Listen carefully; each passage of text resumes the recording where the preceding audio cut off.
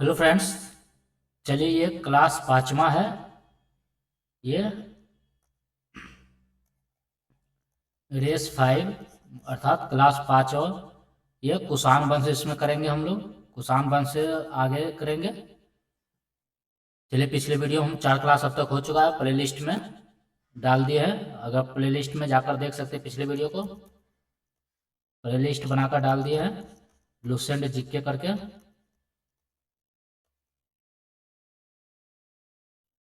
चलिए पाँचवा क्लास शुरू करते हैं। पहला के बाद कुषाण आए जो यूची एवं तोखरी भी कहलाता है। पहलव के बाद कुषाण आया जो यूची एवं तोखरी भी कहलाता है। कुषाण को क्या है, यूची एवं तोखरी भी कहा जाता है। याद रखिएगा, यूची एवं तोखरी भी कहला है। यूची नामक एक कबीला 5 कुलों में बट गया था। उन्हीं में से एक कुल के थे कुषाण। कुषाण किस में थे? यूची नामक कबीला में से था। कुषाण किस में था? यूची नामक कबीला से था। कुषाण वंश के संस्थापक कुजुल करफिसेस था। क्या था? कुजुल करफिसेस था। इस वंश का सबसे प्रतापी राजा कनिष्क था। यह कनिष्क सीजीएल मेंस के क्वेश्चन में आ चुका फ्रेंड्स। ये कम्मा राजा था, इसके बारे में आया था कि कनिष्क कम्मा राजा है, इसलिए इस टाइप का भी क्वेश्चन आने लगा है, इसलिए याद रखिएगा। इनकी राजधानी पुरुषपुर या पेशावर थी। कुषाणों की द्वितीय राजधानी मथुरा थी। कनिष्क ने 78 ईस्वी पूर्व में एक संवत चलाया। विक्रम संवत 58 और कनिष्क का 78 है। याद रखिएगा, वो 58 ईस्वी पूर्व है, ये 78 ईस्वी है। कनिष्क ने 78 ईस्वी पर गद्दी पर बैठने के समय एक संवत चलाया जो शक संवत कहलाया। कनिष्क का संवत क्या है? शक संवत। और ये विक्रमादित्य चंद्रगुप्त का है, उसका है विक्रम संवत है, विक्रमादित्य का, जिसे भारत सरकार द्वारा प्रयोग में लाया जाता है। शक संवत। बौद्ध धर्म की चौथी बौद्ध संगति कनिष्क के शासनकाल में कुंडलवन कश्मीर में प्रसिद्ध बौद्ध विद्वान वसुमित्र की अध्यक्षता में हुई। कनिष्क बौद्ध धर्म के महायान संप्रदाय का अनुयायी था। कनिष्क किसका अनुयायी था? कनिष्क महायान संप्रदाय का अनुयायी था, जो परिवर्तनवाद में विश्वास करता था। उसका कनिष्क बौद्ध धर्म उसमें विश्वास करता था, उसका अनुयायी था। आरंभिक कुषाण शासकों ने भारी संख्या में स्वर्ण मुद्राएं जारी की, जिनकी शुद्धता गुप्त काल की स्वर्ण मुद्राओं से उत्कृष्ट है। गुप्त काल की स्वर्ण मुद्राओं से उत्कृष्ट है। कनिष्क का राजवैद्य आयुर्वेद का विख्यात विद्वान चरक था। चरक किसका विद्वान था? ये कनिष्क का, जिसे चरक संहिता की रचना की। चरक संहिता किसने लिखा? चरक ने लिखा था। महाविवास सूत्र के रचनाकार वसुमित्र है। महाविवास को किसने लिखा था? महाविवास सूत्र को ये वसुमित्र ने। इसे बौद्ध धर्म का विश्वकोश कहा जाता है। विश्वकोश किसको कहा जाता है? महाविवास सूत्र को बौद्ध धर्म का विश्वकोश कहा जाता है। इसमें 2 से 3 पॉइंट है फ्रेंड्स, याद रखिएगा। महाविवास सूत्र की रचना कर वसुमित्र थे, और बौद्ध धर्म में विश्वकोश कहा जाता है किसको? महाविवास सूत्र को ही। कनिष्क के राजकवि अश्वघोष ने बौद्धों का रामायण बुद्धचरित की रचना की। कनिष्क के राजकवि अश्वघोष ने बौद्धों का रामायण बुद्धचरित को बौद्धों का रामायण कहा जाता है। वसुमित्र, पासर, नागार्जुन, महाचेत और संरक्ष भी कनिष्क दरबार की विभूति थे। आगे भारत का आइंस्टीन नागार्जुन को कहा जाता है। किसको? भारत का आइंस्टीन नागार्जुन को कहा जाता है। इनकी पुस्तक माध्यमिक सूत्र, इस पुस्तक में नागार्जुन ने सापेक्षता का सिद्धांत प्रस्तुत किया था। किसमें? इसकी पुस्तक माध्यमिक सूत्र है। इसी पुस्तक में इसने सापेक्षता का सिद्धांत दिया था। कनिष्क की मृत्यु 102 ईस्वी में हो गई थी। कनिष्क की मृत्यु कब हो गई थी? 102 ईस्वी में। कुषाण का अंतिम शासक वासुदेव था। कुषाण का अंतिम शासक कौन था? वासुदेव था। गांधार शैली एवं मथुरा शैली का विकास कनिष्क के शासनकाल में हुआ था। याद रखिएगा, गांधार शैली एवं मथुरा शैली का विकास किसके शासनकाल में? ये इंपॉर्टेंट क्वेश्चन है। ये कनिष्क के शासनकाल में हुआ था। रेशम वर्ग पर नियंत्रण रखने वाले शासकों में सबसे प्रसिद्ध कुषाण थे। रेशम वर्ग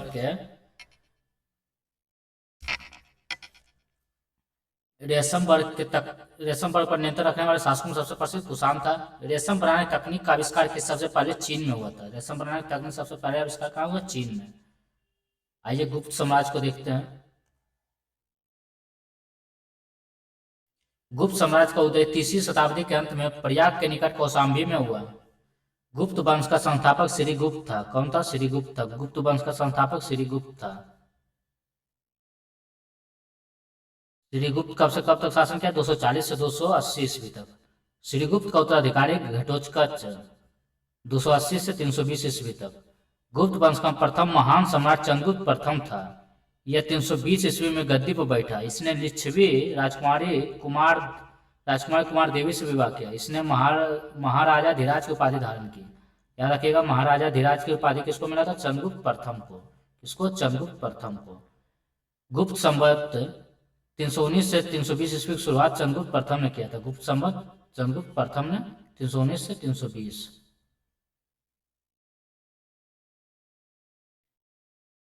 चंद्रगुप्त प्रथम का उत्तराधिकारी समुद्रगुप्त हुआ। चंद्रगुप्त प्रथम का उत्तराधिकारी कौन हुआ? समुद्रगुप्त हुआ, जो 335 ईस्वी में राजगद्दी पर बैठा है। इसने आर्यावर्त के 9 शासकों और दक्षिणावर्त के 12 शासकों को पराजित किया। इन्हीं विजयों के कारण ने भारत का नेपोलियन कहा जाता है।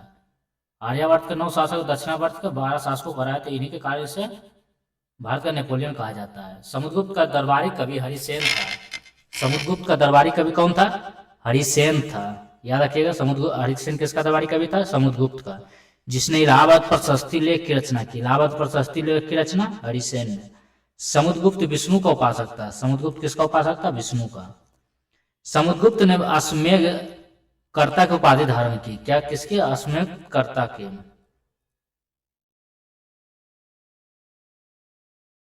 समुद्रगुप्त संगीत प्रेमी था। संगीत प्रेमी समुद्रगुप्त था। ऐसा अनुमान उनके सिक्कों पर उसे बिना वादन करते हुए दिखाए जाने से लगाया गया है। मतलब जो सिक्का उस वक्त चला था उसमें उसको बिना बजाते हुए दिखाया गया था।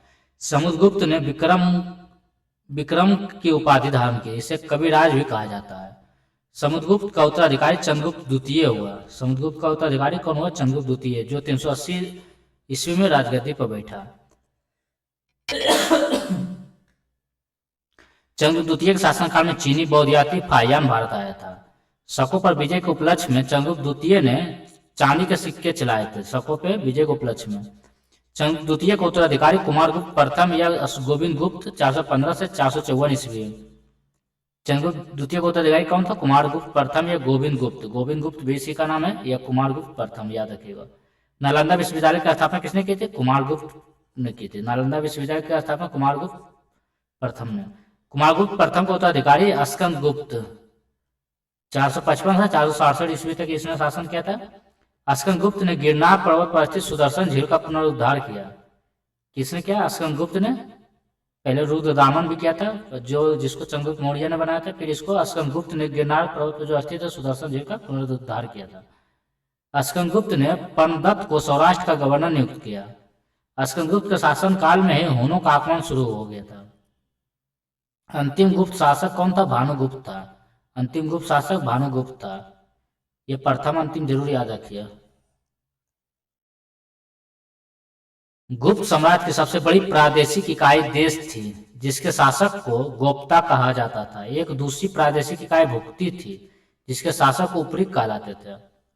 भुक्ति के नीचे विषय नामक प्रशासनिक इकाई होती थी, जिसके प्रमुख विषयपति कहलाते थे। पुलिस विभाग का मुख्य अधिकारी दंडपाशिक कहलाता था। पुलिस विभाग का मुख्य अधिकारी क्या कहलाता था? दंडपाशिक कहलाता था। पुलिस विभाग के साधारण कर्मचारियों को चाट एवं भाट कहा जाता था। पुलिस विभाग के साधारण कर्मचारियों को चाट एवं भाट कहा जाता था। प्रशासन की सबसे छोटी इकाई ग्राम थी। ग्राम का प्रशासन ग्राम सभा द्वारा संचालित होता था। ग्राम सभा का मुखिया ग्रामिक कहलाता था एवं अन्य सदस्य महत्तर कहलाते थे।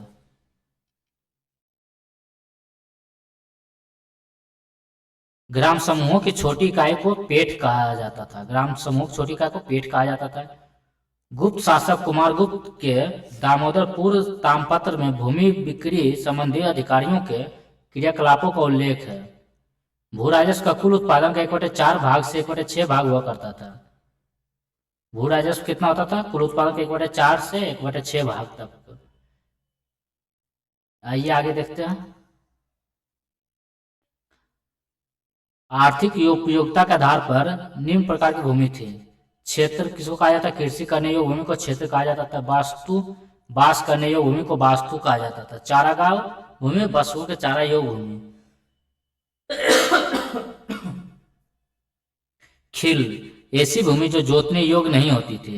याद रखिए खिल किसको कहा जाता है, ये सभी इंपॉर्टेंट है, याद रखिएगा। क्षेत्र, कृषि करने योग्य भूमि। वास्तु, वास करने योग्य भूमि मतलब रहने योग्य भूमि। चारागाह भूमि, पशुओं का चारा योग्य भूमि। खिल, ऐसी भूमि जो जोतने योग्य नहीं होती थी। अपहृत, ऐसी भूमि जो जंगली होती थी, ये जोतने योग्य नहीं तो इसको आप अनुपजाऊ मान सकते हैं। अपहृत, ऐसी भूमि जो जंगली होती थी। सिंचाई के लिए रहट या घंटी यंत्र का प्रयोग होता था। रहट जो बैलों से खींचा जाता था। श्रेणी के प्रधान को ज्येष्ठक कहा जाता था। गुप्त काल में उज्जैन सर्वाधिक महत्वपूर्ण व्यापारिक केंद्र था। गुप्त राजाओं ने सर्वाधिक स्वर्ण मुद्राएं जारी की। इनकी स्वर्ण मुद्राओं को अभिलेखों में दिनार कहा गया है।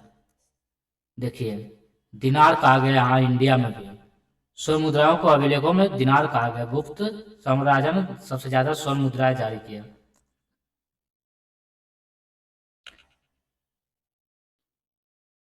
कायस्थों का सर्वप्रथम वर्णन याज्ञवल्क्य के स्मृति में मिलता है। किसमें? याज्ञवल्क्य का स्मृति में मिलता है। जाति के रूप में कायस्थों का सर्वप्रथम वर्णन ओशनम स्मृति में मिलता है। विंध्य जंगल में सबर जाति के लोग अपने देवता को मनुष्य का मांस चढ़ाते थे।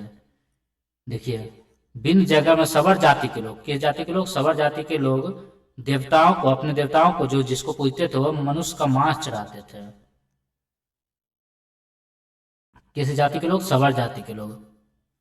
सबर, उससे शराब याद रखिएगा, शराब शराब पीने वाले सबर जाति के लोग मनुष्य का मांस चढ़ाते थे। पहली बार किसी के सती होने का प्रमाण 510 ईस्वी में भानुगुप्त के एरन अभिलेख, ये बहुत इंपॉर्टेंट है। 510 भानु के एरन अभिलेख से सती प्रथा मिलता है, सती होने का प्रमाण भानुगुप्त के एरन अभिलेख से, जिसमें किसी भोजराज की मृत्यु पर उसकी पत्नी के सती होने का उल्लेख है। गुप्त काल में वैश्यावृत्ति करने वाली महिलाओं को गणिक कहा जाता था।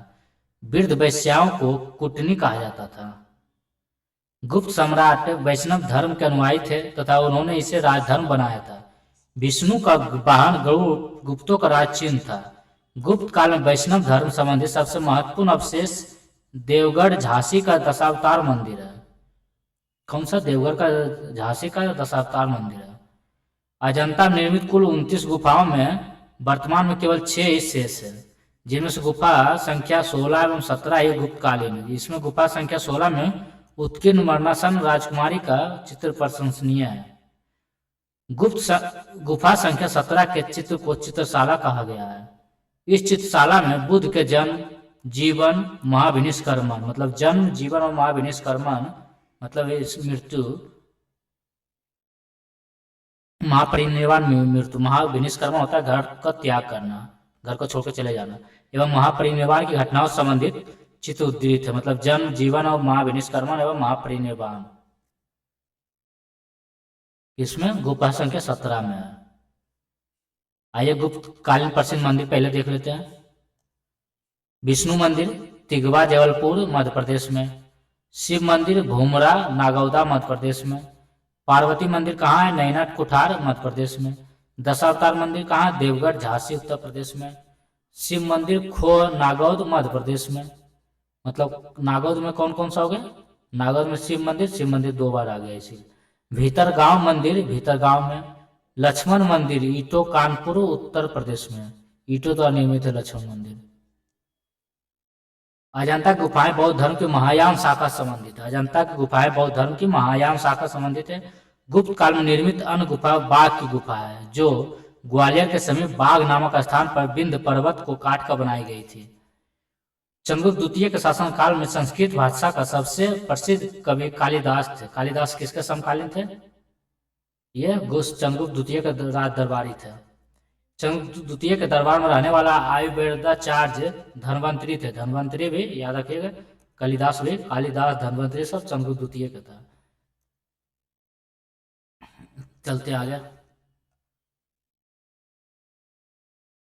गुप्त काल में विष्णु शर्मा द्वारा लिखित पंचतंत्र संस्कृत को संसार का सर्वाधिक प्रचलित ग्रंथ माना जाता है। संस्कृत में जो लिखा गया पंचतंत्र किसमें? संस्कृत भाषा में।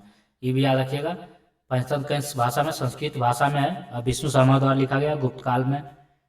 बाइबिल के बाद इसका स्थान दूसरा है, सर्वाधिक प्रचलित ग्रंथ है संसार का। इसे 5 भागों में बांटा गया है। मित्र भेद, मित्र लाभ, संधि विग्रह, लव प्रांश, अपरीक्षाकारित्व। आर्यभट्ट ने आर्यभट्टियम एवं सूर्य सिद्धांत नामक ग्रंथ लिखे हैं। इसी ने सर्वप्रथम बताया कि पृथ्वी सूर्य के चारों ओर घूमती है। किसने पृथ्वी सूर्य के चारों ओर किसने बताया था? आर्यभट्ट ने। सबसे पहले आर्यभट्ट ने बताया था। आर्यभट्ट भी गुप्त के दरबारी कवि था, मतलब साइंटिस्ट था, वैज्ञानिक था। चंद्रगुप्त द्वितीय के दरबार में रहने वाले कुछ प्रमुख विद्वान थे। आर्यभट्ट थे, ब्राह्मण थे, ये भी वैज्ञानिक थे, धन्वंतरी थे और ब्रह्मगुप्त थे। ब्रह्मगुप्त को ही शून्य का देन कहा जाता है, लेकिन यूज किए थे आर्यभट्ट ने शुरू में। पुराणों की वर्तमान रूप में रचना गुप्त काल में हुई। इसमें ऐतिहासिक परंपराओं का उल्लेख है। गुप्त काल में चाणक्य सिक्कों को रुपया कहा जाता था। याज्ञवल्क्य, नारद, कात्यायन एवं बृहस्पति स्मृतियों की रचना गुप्त काल में हुई है। मंदिर बनाने की कला का जन्म गुप्त काल में हुआ। मंदिर बनाने की कला का जन्म किसमें? गुप्त काल में। सांस्कृतिक उपलब्धियों के कारण गुप्त काल को भारतीय इतिहास का स्वर्ण युग कहा जाता है। भारतीय इतिहास का स्वर्ण युग किसे कहा जाता है? गुप्त काल को कहा जाता है। गुप्त काल को भारतीय इतिहास का स्वर्ण युग कहा जाता है। नेक्स्ट चलते आगे। पुष्पभीति वंश। कौन सा वंश आ गया? पुष्पभीति वंश।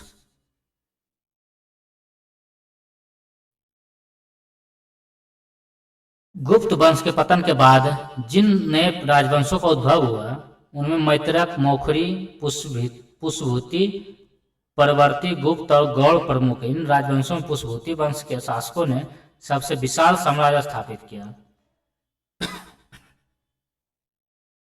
पुष्पभूति वंश के संस्थापक पुष्पभूति था। इनकी राजधानी थानेश्वर हरियाणा प्रांत के करनाल जिले में स्थित वर्तमान थानेश्वर नामक स्थान थी। प्रभाकरण वर्धन इस वंश का स्वतंत्रता का जन्मदाता था तथा प्रथम प्रभावशाली शासक था, जिसने परम भट्टारक और महाराजाधिराज जैसी सम्मानजनक उपाधियां धारण की थी। वहां चंद्रगुप्त प्रथम भी और यहाँ पे ये प्रभाकरण वर्धन को भी महाराजाधिराज की उपाधि मिला था। प्रभाकरण वर्धन की पत्नी यशोमती से 2 पुत्र राजवर्धन और हर्षवर्धन, देखिए यही हर्षवर्धन आया, तथा एक कन्या राजश्री उत्पन्न हुई। राजश्री का विवाह कन्नौज के मौखरी राजा ग्रहवर्मा के साथ हुआ। मालवा के शासक देवगुप्त ने ग्रहवर्मा की हत्या कर दी, मतलब इसके बहनों की हत्या कर दिया, मतलब प्रभाकरण के दामाद का हत्या कर दिया देवगुप्त ने, और राजश्री को बंदी बनाकर कारागार में डाल दिया और उसकी बेटी को बंदी बना लिया। राजवर्धन ने देवगुप्त को मार डाला, फिर उसका बेटा जो था फिर उसको देवगुप्त को मार डाला, परंतु देवगुप्त के मित्र गौड़ नरेश शशांक ने धोखा देकर राजवर्धन की फिर हत्या कर दिया। उस समय यही चलते रहता, एक दूसरे का हत्या करके शासक बनता था। शशांक शैव धर्म का अनुयायी था। इसने ही बोधि वृक्ष को कटवाया था, ये याद रखिएगा। इसने ही बोधि वृक्ष को कटवाया था। किसने? शशांक ने। शैव धर्म का अनुयायी था, इसी ने बोधि वृक्ष को कटवा दिया था। राजवर्धन की मृत्यु के बाद 606 ईस्वी में 16 वर्ष की अवस्था में हर्षवर्धन थानेश्वर की गद्दी पर बैठा। हर्ष को शिलादित्य के नाम से भी जाना जाता है। किसके नाम से? शिलादित्य। इसने परम भट्टारक नरेश की उपाधि धारण की थी। हर्ष ने शशांक को पराजित करके कन्नौज पर अधिकार कर लिया तथा उसे अपनी राजधानी बनाया। हर्ष और पुलकेशिन द्वितीय के बीच नर्मदा नदी के तट पर युद्ध हुआ, जिसमें से हर्ष की पराजय हो गई थी। इसमें हर्ष हार गया था, पुलकेशिन द्वितीय ने हरा दिया था इसको। किस नदी के तट पे? याद रखिएगा, नर्मदा नदी के तट पे। चीनी यात्री हुएनसांग हर्षवर्धन के शासनकाल में भारत आया था। हुएनसांग को यात्रियों में राजकुमार कहा जाता है। यात्रियों का राजकुमार या यात्रियों में राजकुमार हुएनसांग को नीति का पंडित एवं वर्तमान शाक मुनि कहा जाता है। वर्तमान का शाक मुनि हुएनसांग को। वह नालंदा विश्वविद्यालय पढ़ने एवं बौद्ध ग्रंथ संग्रह करने के उद्देश्य से भारत आया था। हर्ष 641 ईस्वी में अपने दूत चीन भेजे तथा 643 एवं 645 ईस्वी में 2 चीनी दूत उसके दरबार में आए। हर्ष ने कश्मीर के शासक से बुद्ध के दंत अवशेष बलपूर्वक प्राप्त किए। दंत अवशेष बलपूर्वक प्राप्त कर लिया कश्मीर के शासक से। हर्ष के पूर्वज भगवान शिव और सूर्य के अन्य उपासक थे। प्रारंभ में हर्ष भी अपने कुल देवता शिव का परम भक्त था। चीनी यात्री हुएनसांग ने मिलने के बाद उसने बौद्ध धर्म की महायान शाखा को राजश्रय प्रदान किया तथा वह पूर्ण बौद्ध बन गया। चीनी यात्री हुएनसांग से मिलने के बाद हर्ष के समय में नालंदा महाविहार महायान बौद्ध धर्म की शिक्षा का प्रधान केंद्र था। हर्ष के समय प्रयाग में प्रति 5वें वर्ष एक समारोह आयोजित किया जाता था जिसे महामोक्ष परिषद कहा जाता था। यह कहाँ? प्रयाग में। हुएनसांग स्वयं छठे समारोह में सम्मिलित हुआ। बाणभट्ट किसके कवि थे? हर्ष के कवि थे, हर्षवर्धन के। उन्होंने हर्षचरित एवं कादम्बरी लिखी। किसने क्या क्या लिखा? उसने हर्षचरित और कादम्बरी की रचना किया, बाणभट्ट ने। और हर्ष के दरबारी थे। प्रियदर्शिका, रत्नावली तथा नागानंद नामक 3 संस्कृत नाटक ग्रंथों की रचना हर्ष ने की। देखिए, हर्ष भी एक लेखक था। इसने किसने लिखा? क्या क्या लिखा? प्रियदर्शिका, याद रखिए, रत्नावली और नागानंद। प्रियदर्शिका, रत्नावली और नागानंद ने हर्ष ने लिखा था। संस्कृत भाषा में एक नाटक था। कहा जाता है कि धावक नामक कवि ने हर्ष से पुरस्कार लेकर उसके नाम से ये तीनों नाटक लिख दिए थे। हर्ष को भारत का अंतिम हिंदू सम्राट कहा गया, लेकिन वह न तो कट्टर हिंदू था और न ही सारे देश का शासक है। हर्ष के अधीन शासक, चूंकि ये फिर बौद्ध धर्म अपना लिया था, हर्ष के अधीन शासक महाराज अथवा महासामंत कहे जाते थे। हर्ष के मंत्रिपरिषद के मंत्री को सचिव या अमात्य कहा जाता था। हर्ष के मंत्रिपरिषद के मंत्री को सचिव या अमात्य कहा जाता था। प्रशासन की सुविधा के लिए हर्ष का साम्राज्य कई प्रांतों में विभाजित था। प्रांत को भुक्ति कहा जाता था। प्रत्येक भुक्ति का शासक राजस्थानीय, उपरिक अथवा राष्ट्रीय कहलाता था। हर्षचरित में प्रांतीय शासक के लिए लोकपाल शब्द आया। हर्षचरित में प्रांतीय शासक के लिए क्या? प्रांतीय शासक को लोकपाल भी कहा जाने लगा। भुक्ति का विभाजन जिलों में हुआ था। भुक्ति का विभाजन जिलों में हुआ था। जिले की संज्ञा थी विषय, जिसका प्रधान विषयपति होता था। विषय के अंतर्गत कई पाठक आधुनिक तहसील होते थे। ग्राम शासन की सबसे छोटी इकाई थी। ग्राम सबसे छोटी इकाई वैसे भी होता था। ग्राम शासन प्रधान ग्रामाध्यक्ष कहा जाता था।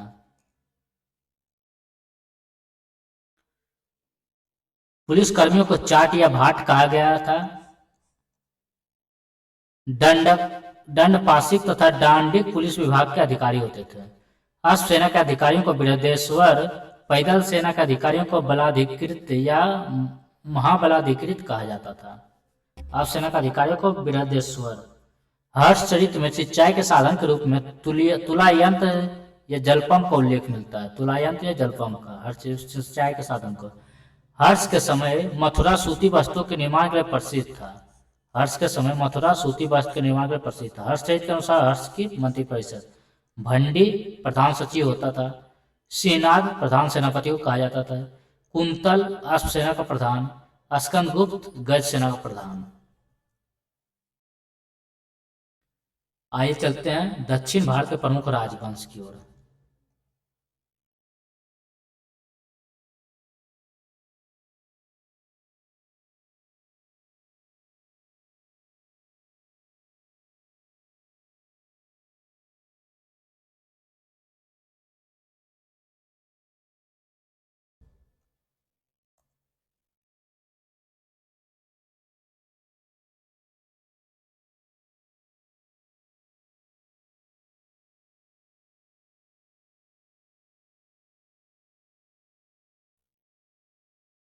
दक्षिण भारत के प्रमुख राजवंश।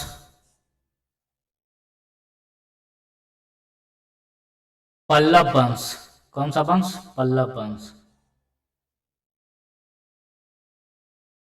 पल्लव वंश का संस्थापक श्री विष्णु 575 से 600 ईस्वी तथा इसकी राजधानी काची तमिलनाडु में कांचीपुरम में थी। वह वैष्णव धर्म का अनुयायी था। किस धर्म का? वैष्णव धर्म का अनुयायी था। किरातार्जुनियम के लेखक भारवी श्री विष्णु के दरबार में रहते थे। पल्लव वंश के प्रमुख शासक हुए क्रमशः महेंद्र वर्मन प्रथम 600 ईस्वी 630 ईस्वी तक, नरसिंह वर्मन प्रथम 630 से 668 ईस्वी तक, महेंद्र वर्मन द्वितीय 668 से 670, परमेश्वर वर्मन प्रथम 670 से 80, नरसिंह वर्मन द्वितीय 704 से 728 और नंदी वर्मन द्वितीय 31 से 95 तक रहा। पल्लव वंश का अंतिम शासक अपराजित था। कौन था? अपराजित था। यह 879 से 897 ईस्वी तक। मत विलास प्रहसन की रचना महेंद्र वर्मन ने किया था। मत विलास प्रहसन, याद रखिए, मत विलास प्रहसन की रचना महेंद्र वर्मन ने किया था। महाबलीपुरम के आकाश मंदिर, जिन्हें रथ कहा गया है, का निर्माण पल्लव राजा नरसिंह वर्मन प्रथम के द्वारा किया गया। महाबलीपुरम के आकाश मंदिर, महाबलीपुरम के, याद रखिएगा, नरसिंह वर्मन प्रथम। रथ मंदिर में सबसे छोटा द्रौपदी रथ है, जिसमें किसी प्रकार का अलंकार नहीं मिलता है। वात्पी कोंड की उपाधि नरसिंह वर्मन प्रथम ने प्राप्त किया था। वात्पी कोंड किसको कहा जाता था? नरसिंह वर्मन प्रथम को। याद रखिएगा, नरसिंह वर्मन प्रथम को वात्पी कोंड को उपाधि मिला था। अरबों के आक्रमण के समय पल्लवों का शासक नरसिंह वर्मन द्वितीय था। उसने राजसी राजाओं में से आगम प्रिय, शास्त्रों का प्रेमी और शंकर भक्त, शिव का उपासक की उपाधियां धारण की। उसने काशी के कैलाशनाथ मंदिर का निर्माण करवाया, जिसे राज्य सिद्धेश्वर मंदिर भी कहा जाता है। इसी मंदिर के निर्माण से द्रविड़ स्थापत्य कला की शुरुआत हुई। महाबलीपुरम में सौर मंदिर। 10 कुमार चरित्र के लेखक दंडी नरसिंह वर्मन द्वितीय के दरबार में रहते थे। काशी के मुक्तेश्वर मंदिर तथा बैकुंठ पेरुमाल मंदिर का निर्माण नंदी वर्मन द्वितीय ने कराया। प्रसिद्ध वैष्णव संत तिरुमल्लगी अलवार नंदी वर्मन द्वितीय के समकालीन था। आइए राष्ट्रकूट को देखते हैं। राष्ट्रकूट राजवंश का संस्थापक दंतीदुर्ग था। राष्ट्रकूट राजवंश का संस्थापक कौन था? दंतीदुर्ग था, 752 ईस्वी में। इसकी राजधानी मनकीर या मानिखेत, वर्तमान मालखेड़ या सोलापुर के निकट थी।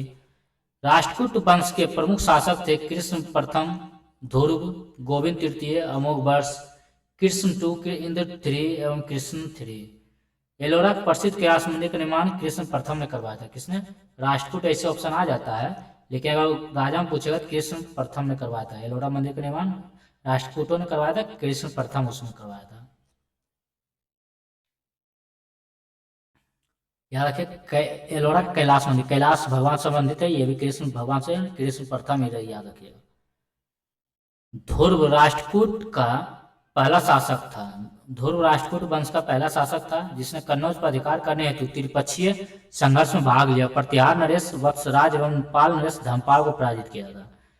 तृतीय पक्ष में लिया था, भाग लिया था, और वत्सराज एवं धर्मपाल को हरा दिया था। ध्रुव को धारावर्ष भी कहा जाता है। धारावर्ष ध्रुव को कहा जाता है।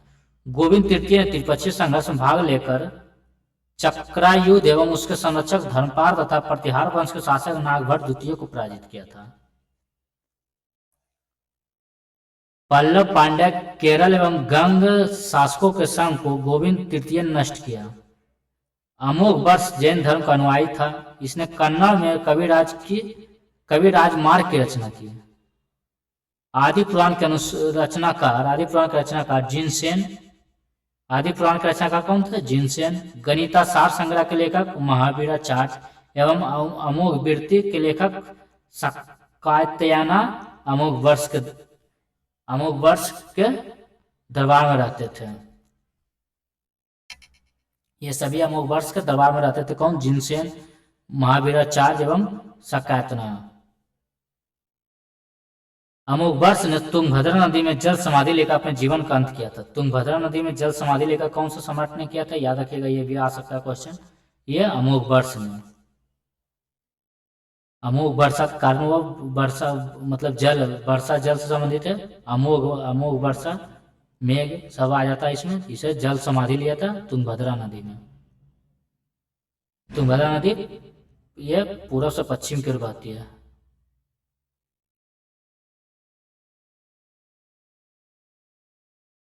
देख लीजिए फ्रेंड, पूर्व से पश्चिम तुंगभद्रा नदी।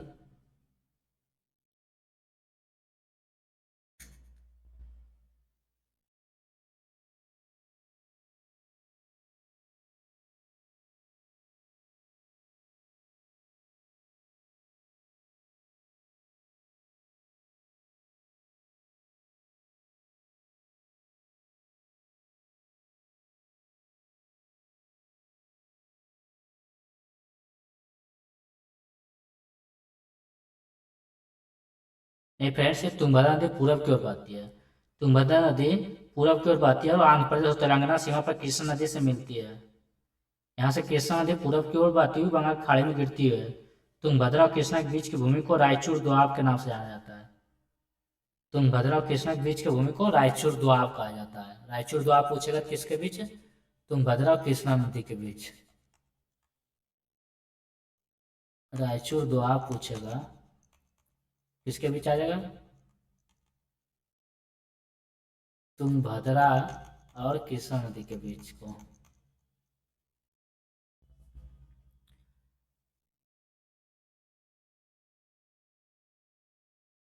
इंद्र तृतीय के शासनकाल में अरब निवासी अल मसूदी भारत आया। इसने तत्कालीन राष्ट्रकूट शासक को भारत का सबसे शासक कहा। राष्ट्रकूट वंश का अंतिम शासक कृष्ण तृतीय था। इसी के दरबार में कन्नड़ भाषा के कवि पोन्न रहते थे, जिन्होंने शांति पुराण की रचना की। क्या शांति पुराण की रचना की? कल्याणी के चालुक्य तैलप द्वितीय ने 973 ईस्वी में कर्क को हराकर राष्ट्रकूट राज पर अपना अधिकार कर लिया और कल्याणी के चालुक्य वंश की नींव डाली। एलोरा में एलिफेंटा महाराष्ट्र में है। गुहा मंदिर का निर्माण राष्ट्रकूट ने कराया था। एलोरा तो अभी ऊपर देखे थे कृष्ण प्रथम ने, एलिफेंटा का भी वही राष्ट्रकूट नहीं कराया था। एलोरा में, चलिए आगे देखते इसको ऊपर लाकर। एलोरा में 34 शैलकृत गुफाएं हैं। कितना? 34। इसमें से 1 से 12 तक बौद्धों का है। याद रखिए 1 से 12 तक बौद्धों का, 13 से 29 तक हिंदुओं का और 30 से 34 तक जैनों का। इसमें बौद्ध जैन और हिंदू तीनों के लिए है। 1 से 12 बौद्ध है, 13 से 29 हिंदू एवं 30 से 34 जैन है। मतलब 1 से 12 मतलब 12 बौद्ध के लिए होगा, 13 से 29 यानी ये 17 कितना हो गया, ये 9 15 कितना 15 हो गया इसके लिए हिंदू के लिए, और ये 15 12 27 है। ये फिर यहाँ आ गया 5 27 7, यहाँ 30 से 34 जैनों गुफाएं हैं।